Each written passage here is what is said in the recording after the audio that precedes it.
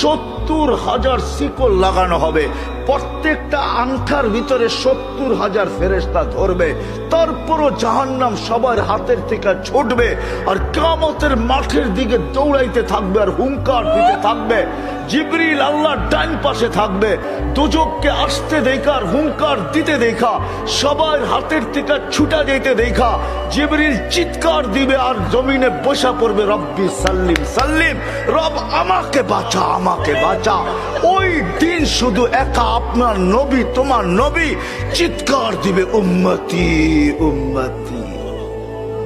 আল্লাহ বলে, বন্ধু আমি জানি কিয়ামতের দিন সবাই নাফসি নাফসি বলবে, আপনি শুধু উম্মতি উম্মতি বলে চিৎকার দিবেন।